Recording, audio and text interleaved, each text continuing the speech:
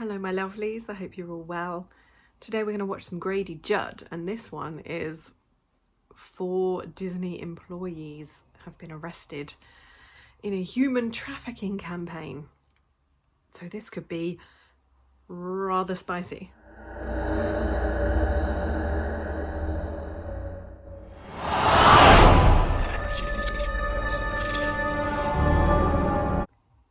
Good morning, everyone. Thank you for being with me today. I am joined by our colleagues who are going to gather around and be a part of our press release this morning. Let me introduce you Operation to March Sadness. Chief David Brennan from the Winter Haven Police Department, Jim Alinsky from the Haines City Police Department, Chief Velasquez from the Lake Wells Police Department, Chief Andy Ray from the Auburndale Police Department. We have Dr. Marianne Thomas once again from One More Child. We have Misty LaPerriere from Sail of Freedom. We also were joined by DCF, who worked with us on this operation, and Heartland for Children. And it all started with Operation March Sadness 2, 2022, on the 8th of March. Now, we don't think basketball should be able to dominate March by itself, so we have our own bracket, but instead of brackets of winners, we have brackets of losers. Oh. And we're going to go over and tell you some of the absolute, not only sadness, but craziness that we saw during this last operation. Oh dear. But I am eternally grateful for our police chiefs, because we wouldn't be able to do this unless we all work together. And my fantastic detectives that work so very hard. And certainly our counselors, because they join us in every operation. They work a lot of hours With the victims? so that they can be there the instant that we identify and help us identify the victims of these human operations. It's unbelievable, the victims we get with our human trafficking operations. And we identified one this time that I'll talk about without her name. Many times it takes follow-up investigation by this wonderful team of counselors in order to get there. Yeah. Well, let's start with Mr. Finley. Mr. Finley is not involved in this from a human trafficking / prostitution operation, but we hit a grand slam in that we also found child sex predators. Oh, And he's no. the first child sex predator that we identified. He's 39 years of age. He's a handyman. He's from Mulberry. And he traveled to our undercover location thinking he was going to engage a very young child for sex. Newsflash, it wasn't a very young child, it was a group of detectives. Ha. He's been charged as a result for traveling, for resisting arrest. That's right, he ran from us. He didn't want to go to jail. He had not. meth. He was also charged with attempted lewd battery and transmission of some very ugly stuff that he thought was going to a 13-year-old child. It would have been a grand slam week for all of our resources and efforts if we'd have just gotten Timothy Finley, who thought he was traveling to meet a child. It's pretty nervy if you think about it. He was showing up at the child's residence when he thought mom and dad weren't there. But he wasn't alone. Then there's Shannon Johnson. He's 41. He's from Orlando. You know, it's interesting, the Orlando stations aren't here today. They should be. because they got a lot of these problems over in Orlando, and the community over there needs to be made aware of it. Why are they? He thought he was communicating with a 13-year-old child. He wanted to be her daddy. Ugh, He wanted to have sick. different kinds of sex with what he thought was a 13-year-old child. He works at a warehouse. He was charged with traveling, attempted lewd battery, transmission of photos of himself, nude photos, you know what I mean? And he didn't have any children himself, but he wanted to play this game of daddy. Ugh. That's right. He has a criminal history. And when we arrested him, he said, "You got me. You're right. We got him." So if we'd arrested 2 child predators, that would have been a grand slam week. But we got another one. This guy's from Gainesville. He's employed in construction. He did not travel, but he communicated with what he thought was a 14-year-old child online and said, "Don't tell the cops." And then he sent videos and stills of himself doing things an adult should never do in the presence of a child, No. or publicly, or recorded for public consumption. No need to elaborate, Grady. Nasty stuff. Rose here, Jody Rose, is a nasty, nasty guy. He's 36 years old. So we traveled to Gainesville to get him, or we had the Alachua Sheriff's Office travel for us to get him. Good. When we arrested him, he said, "It's just a misunderstanding." Maybe a misunderstanding on his part. It's not a misunderstanding on our part. He was sending nasty videos Yeah. and photographs What a creep. to children. No criminal history up until now, but now he's got 11 felony charges, so he made up for lost time with his arrest. Oh my God, 11. That would have been a grand slam if we'd only gotten 3. But there's more. Then there's Xavier Jackson. He's 27.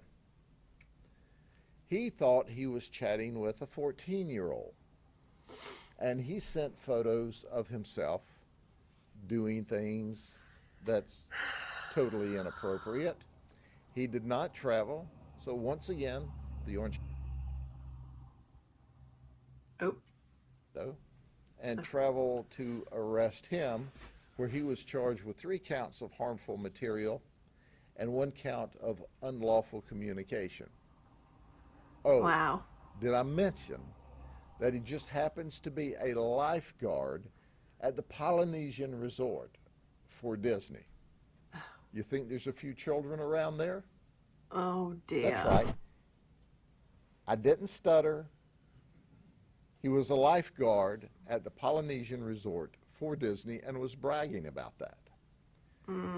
So we were able to arrest 4 predators in this operation. This is huge. Yeah. 4 arrests of this magnitude in a week is simply remarkable. That's 1 Disney employee so far. But let's move on. These guys weren't predators, but they all have something in common with the last arrest. They work for Disney. So you have Wilkeson Fadell. He's 24. He lives in Orlando. He thought he was coming for sex. He's been a Disney employee for 4 years, and he works at the Cosmic Restaurant in Tomorrowland.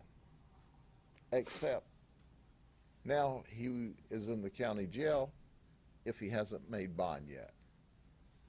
And then there's Shahab Malav. He's 27. He's a software developer for Disney. He's worried because he's here on a work visa from India. You're going home, mate. He thought he was coming to have sex with 2 ladies. Surprise. Once again, undercover detectives. Then there's Ralph Lease. He's 45. He lives in Winter Garden. He's an IT employee for Disney. He's been there about 4 years, and he's married. So I'm sure Disney's not pleased. I bet his wife's not pleased. But Yeah. we're pleased that we arrested him.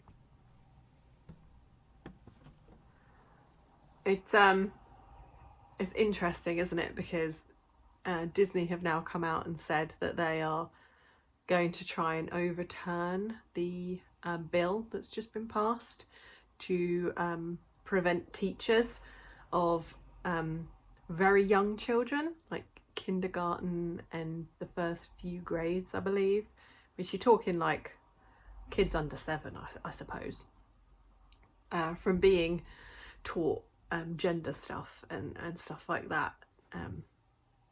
Do you agree with that bill? Because I 100% support it.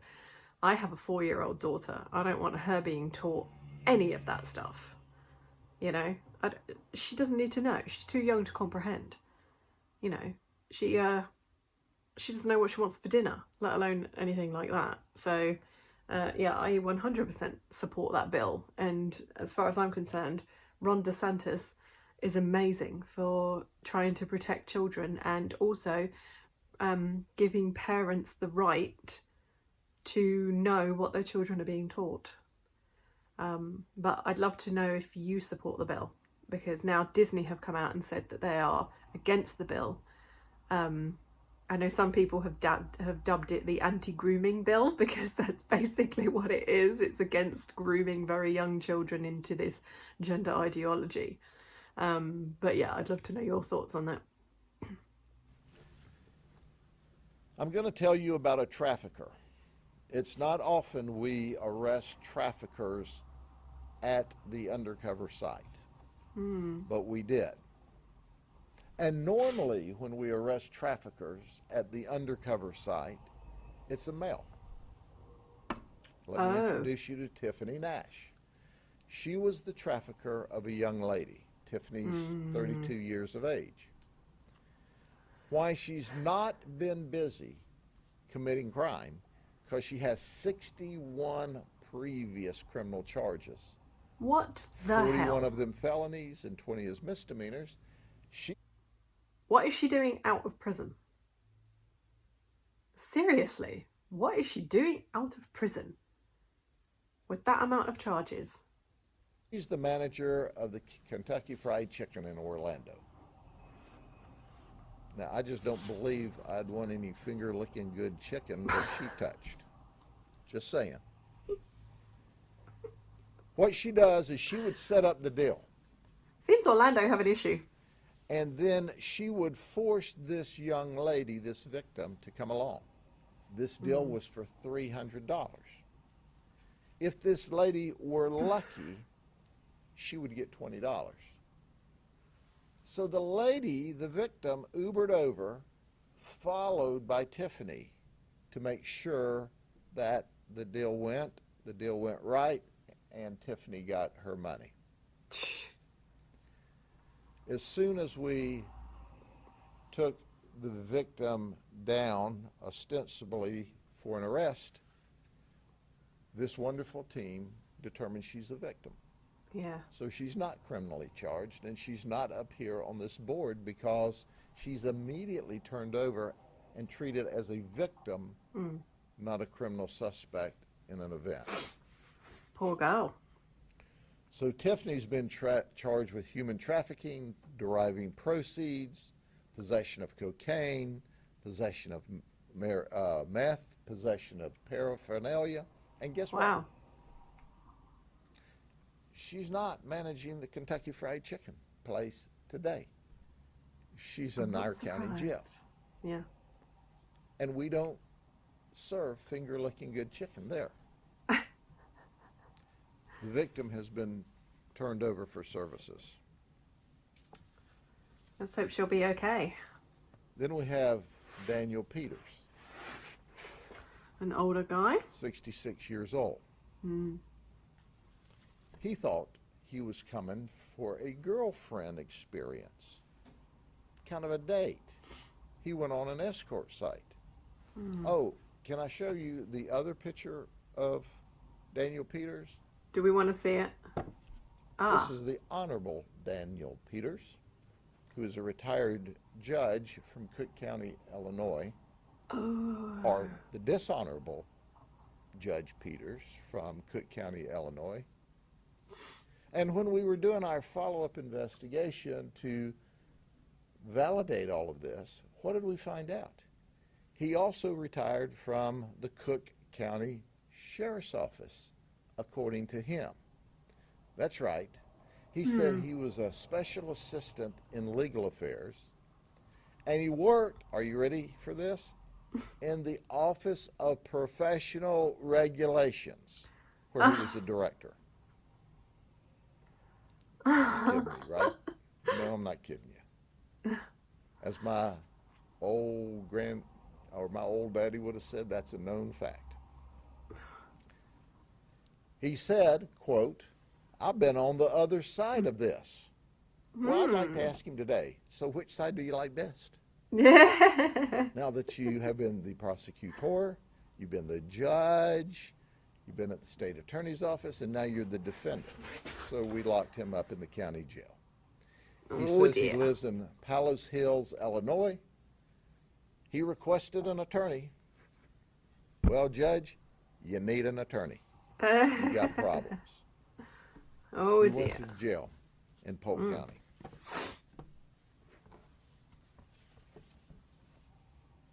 Don't be messing Then about in there's Florida. Richard Jackson. He thought he was coming for sex. This guy wouldn't be particularly interesting out of the group. He lives in Orlando, but he worked at a family amusement park called the Fun Spot, around children, around a lot of people. So we thought it's worthy for people to know, if you go to the Fun Spot, if they still employ him, you need to know that he will do illegal things for money. And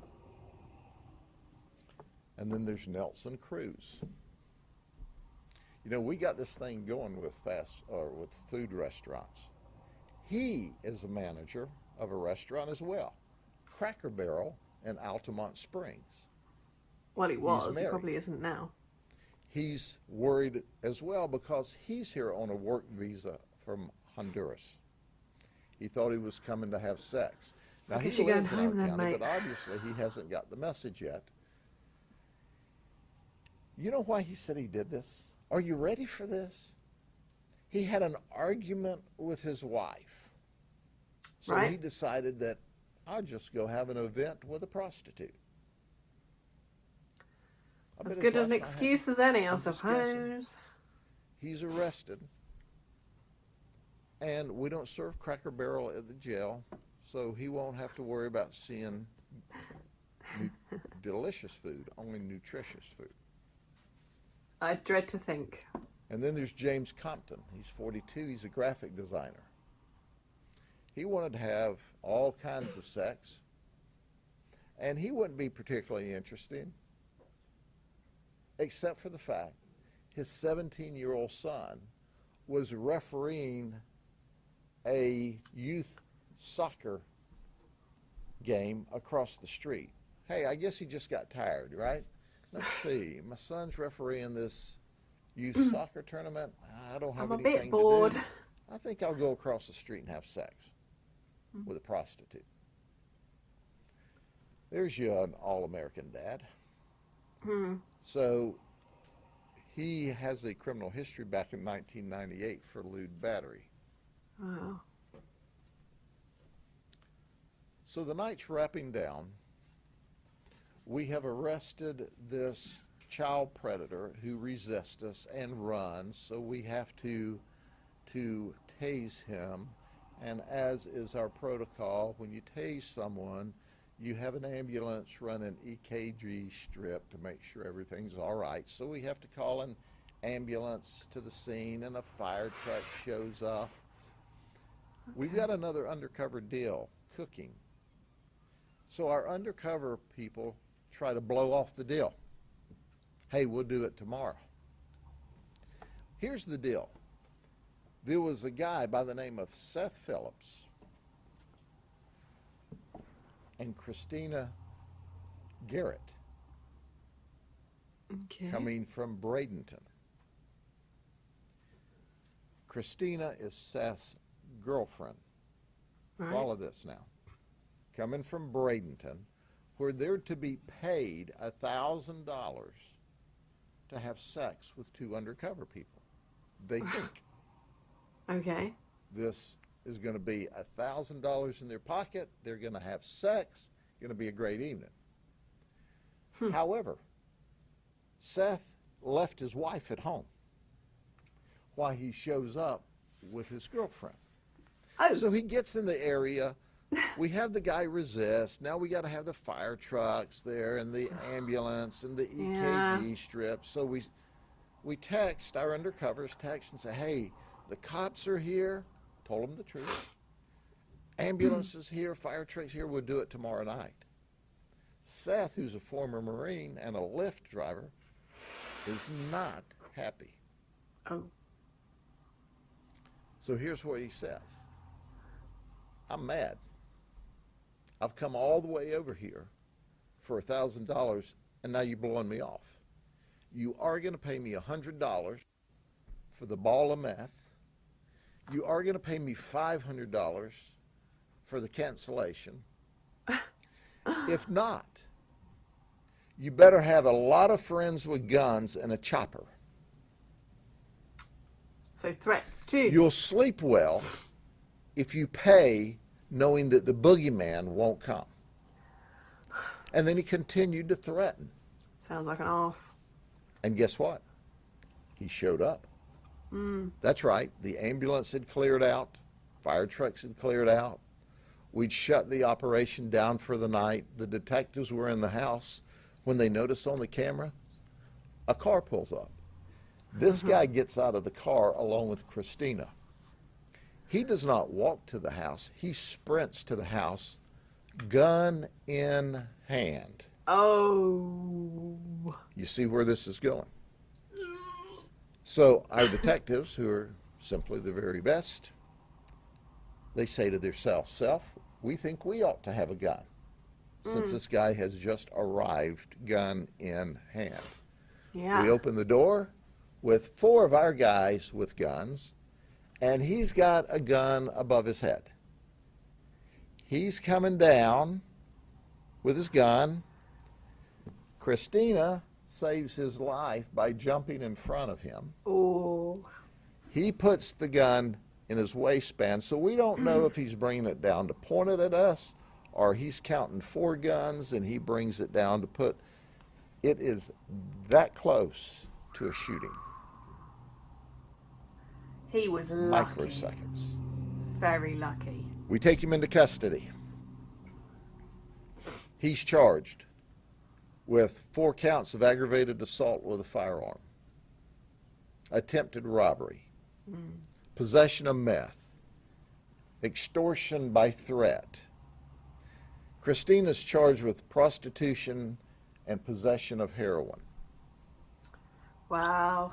And he made the statement during the interview. He became totally cooperative at this point and said, you would have been right to shoot me. Well, I appreciate his understanding of the gravity of the situation. But because our detectives did exactly what was right, and because Christina got in the way, and she gets credit She saved his life. as well for him being alive today, Yeah. because brave this girl. was a very tough situation. That was close. I'm going to turn the podium over real quickly to first Chief Andy Ray, a dear friend of mine and a professional, consummate professional law enforcement executive, as are my other friends and colleagues here today. I think we'll end it there because that's Grady's bit over. But yeah, very interesting, isn't it? Disney. What are you doing, Disney? Honestly, I don't understand it. I don't understand it at all. Obviously, the Disney part was a very small part of this video, but it's interesting because it's a current affair situation going on. As always, I would love to hear your thoughts. Don't forget to subscribe, and I will see you very soon.